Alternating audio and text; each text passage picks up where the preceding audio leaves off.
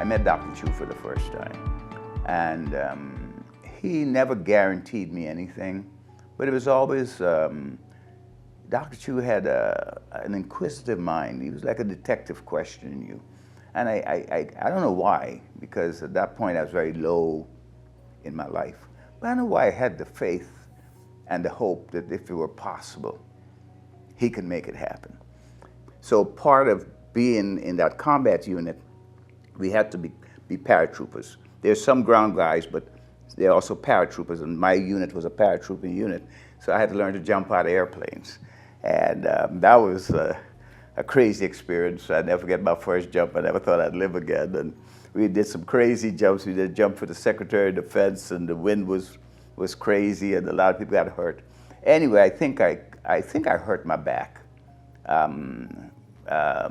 doing one or maybe a series of the jumps. But they were always, the pain was never really intense. It would hurt, and you kind of stretch and do what you have to do to alleviate the pain. It was the Thanksgiving of 1969.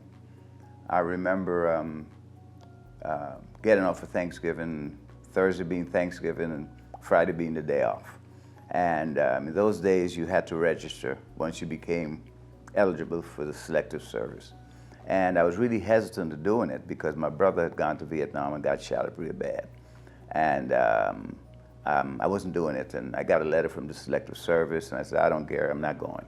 And my mom says, I don't want to see my son in jail, just go do what you got to do. It's your service, go do it. And I remember coming home that Wednesday night, and there was a letter from the selective service in the mailbox. And I lived in New York City at the time, and we moved around by subway or bus, but it was a token that you'd buy to put in a machine to get into the subway. And the letter had one token, and it said that you need to report to Fort Hamilton in Brooklyn, New York, for induction into the service. So I got that morning. It was December the 7th, and I was talking to my brother the night before, and I was very melancholy about it. And he says, listen, when you get there, they're going to do a lot of tests, and just pretend you can't hear. So we got to the hearing portion of the examination, and the guy was turning up the noise level, and I thought I'd die. And apparently my body language gave me away. So he says, you're not too bad. When we get to Fort Jackson, they take another look at you.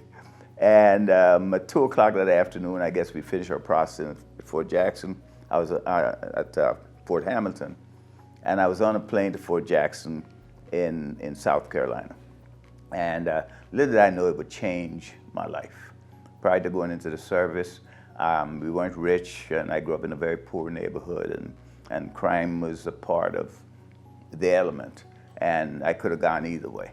And I think God just grabbed me and put me into the service, but it was all strange. First time away from my home, I was the last kid, and it was meeting other people from various parts of the country, and it was horrible because you got there, and the first day they took your clothes away, and they gave you some crazy green stuff to wear, and those were your army fatigues, and we had something to eat, and the next day I remember was the real drama part of it, where in those days we wore afros, and everybody had a big afro, and I lost my afro that day, and it was just a weird thing. Anyway, it was close to Christmas, and they let us off for, I think, like 8 or 9 days to get back home for Christmas. So we came back home for Christmas, and then we went back to start our basic training. And it's just an incredible, it's a phenomenal experience to go in to serve your country, being an innocent 18, 19-year-old guy, and they train you to do whatever you have to do for the mission. You lose your identity, you become overly patriotic, and teamwork is of the essence, and the mission became paramount. And they test you and determine what kind of jobs you would fit into and whatever. So I was designated to become a military policeman. And when I finished my basic training, it's called AIT, Advanced Individual Training. So I went to Fort Gordon to become a military policeman.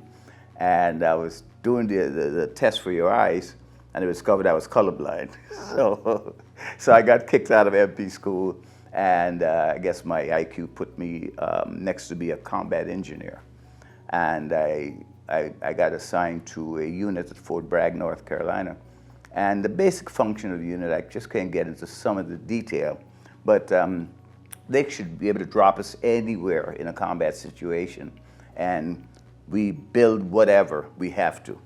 And they would drop you in, they would scout the area, but they'd drop you in and they'd bring bulldozers and surveyors and whatever, and then they'd secure the perimeter. It was our job to clear the jungle and do whatever we had to do. To qualify, you had to become a paratrooper. And again, I never thought I'd ever jump out of an airplane. But I did it for two reasons. Number one, at that point, my spirit was broken in terms of what I wanted for my life. And I was indoctrinated to the point that, okay, fine, I do whatever I have to do. I'm part of this machine. And my loyalty was really cemented. Anyway, I got out of the service, and I went back to college. And I went back to college under the GI Bill. And when I talk about the service changing my life, I don't know if I would have ever gone to college had I not gone to the service. But I went to the service under the GI Bill. I came out, and I had several jobs, and I got married and had a couple of kids. And we decided to move out of New York and go to Florida. And when I went to Florida, I started a business in New York, and I sold the business, and I got a job working for a timeshare company in Orlando, Florida. And I did very well with them. And I moved up the ranks and became a quasi-executive at high managerial level. And they were getting ready to extend their portfolio into Las Vegas. And I really didn't want to go to Vegas, but I went to Las Vegas and fell in love with Las Vegas, and my kids, were raised in Las Vegas. And that company had some financial issues, and we were bought out by Hilton. So subsequently, I went to work for Hilton as a manager and did very well. And 2014, I got probably the most horrific news a person can have. My wife was spotting and doing some bleeding, and she went to see a doctor, and they did some tests and found out she had cervical cancer. And that was a very tough part of my life. After intense treatment for about a year, the cancer subsided, and we really thought we'd beat it. And in 2017, it came back with a vengeance. And when it was re-diagnosed, I just knew that she would die. And 6 months after that, she died. But I had kids. My kids were grown, but I had to really assume my position being the head of the family. And everybody grieved in their own way, but I was the focal point. Anything went wrong, Dad, whatever. So I had to be there for my family. And COVID came around 2019, and all the operation was shut down. And I was living in a home, big house in Vegas by myself, because my youngest son, he couldn't stand it, and he just moved to California to live with some of his friends. And my other son was a professional wrestler, and he was traveling a lot. And my daughter had her own family. So I have a friend that lived in Costa Rica, and he kept saying, "You need to just get away, come down to Costa Rica." And I think it was February the 12th, 2021. Me and my youngest son, we jumped on a plane and went to Costa Rica and fell in love. He lived in Bajuca, which is from San Jose, about 2 hours on the Pacific coast. And coming out the mountains and into the jungle and driving by the ocean, I just fell in love with Costa Rica. And we had a long talk that night. And the very next day, I said to him, I said, you know anybody that sells real estate? And he says, yep. And he introduced me to this guy, Juan Carlos. And Juan Carlos said, well, I'm going to show you a few places. So he took me to a place called Jaco, which is it's a very vibrant town. There's a casino in Jaco, and it's a real vibrant beach town. And I bought a condo in Jaco. And I came back to Vegas to sell my house and to move to Costa Rica. And a friend of mine who had worked for me in Vegas called me up and said, hey, I just started this company and we're doing very, very well. He says, but Charlie, I'm kind of lost. He says, the sales are like runaway. I just need somebody to come in and help me put some structure into the company. And he says, would you mind coming down to Knoxville? And I came down to Knoxville, and I was not impressed. So I told him I'd think about it. I didn't want to tell him no, but I got to the airport, and he called me that night. Well, what do you think? And I said, man, I'm kind of hell-bent going to Costa Rica. And about a month later, he begged me just to come back and take another look. He said, maybe you didn't see some of the things I wanted to show you. And I came back, and again, I'll let you know later, and I called him. I said no. And about 2 or 3 weeks later, meanwhile, I was getting a couple of offers on my house, so I was moving forward with my plan. And he called me, and we compromised. I said, okay, fine, I'll do it. Come in for 1 year, and the numbers have got to be right. The numbers were right, and I committed myself for a year. And about 9 months into the year, one night I came back from Kentucky, and I can't remember, I was doing something in the house, and I fell and busted up my back. And went to the hospital, and they x-rayed me and found my L2 was a fracture there. Anyway, they fixed my L2, but when they did it, my posture changed. And I began getting a little pain, but they x-rayed my back, and I had degenerative arthritis in my back. And we kind of determined that it was probably started in the Army, but you know, as I got older, I became more susceptible to trauma or any injury that went by. So I had a couple of operations, some blocks and stuff like that. And believe it or not, at one time I couldn't walk. I would get on my bed, crawl to my sofa, and I had one of those walking wheelchairs, and I'd get up and I'd go to the stove, put some hot water, and there was a rubber bottle that I bought from CVS. I'd put on my back just to heat up my back, and I'd move around the house with the walker. And God is really good sometimes, because I went to physical therapy, and I didn't know a lot of people in Knoxville. And I met a guy, an Uber driver, and I was living in a real nice apartment complex where the company was paying for. And he said, man, can I come in and see your apartment? It's beautiful. And he came in, we talked for like a half an hour. And he said to me, he says, anytime you want to go any place, just call me and I'll take you, and instead of paying Uber, you pay me or whatever. And we became very good friends. And I would call him and he would take me around and whatever. Anyway, it got to the point where my orthopedic surgeon said, listen, there's really nothing I can do. I can fix a broken bone, or I can fix this. He says, but your back is so bad. I've got to refer you to pain treatment, pain management. So for the first time in my life, I really went on opioids, and just to ease the pain. The pain was just incredible. And we did a couple of procedures, blocks, and I think he did the blocks just to determine at what stage the pain will come back. I never really understood the scientific significance of the blocks. But my son is a professional wrestler, and my son was getting inaugurated to the Hall of Fame in Las Vegas. And I didn't think I could go, because Vegas is a very busy place, and the movement, I didn't think I could stand the movement. And I discussed with Dr. Choo, and he said, listen, I could do this, the only thing I could do is a fusion on your left hip, And let's see if that works, and if that works, maybe we can work a little bit on the right hip. And I did it out of desperation. I really didn't have a lot of hope. And we did it, and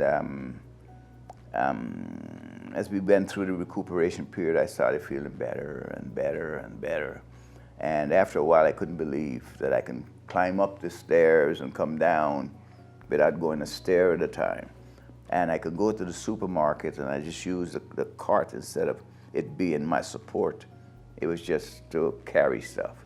And the more I healed, the better I felt. And I went to Vegas and was able to enjoy myself and came back. And the thing I missed the most was to be able to play golf. I was an avid golfer, and I couldn't play golf. And I started trying to hit balls again.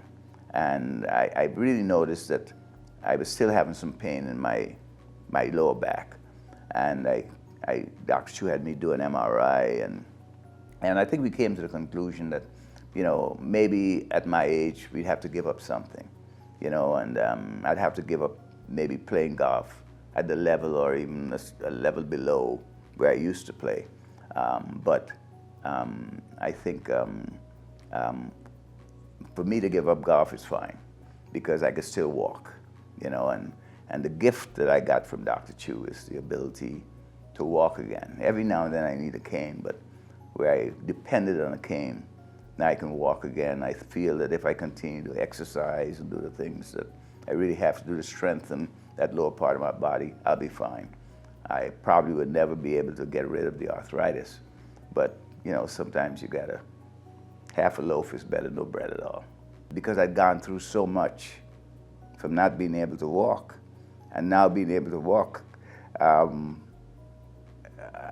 was I optimistic? Yes, but I was just afraid that maybe I'd fall down one day and really hurt myself, you know.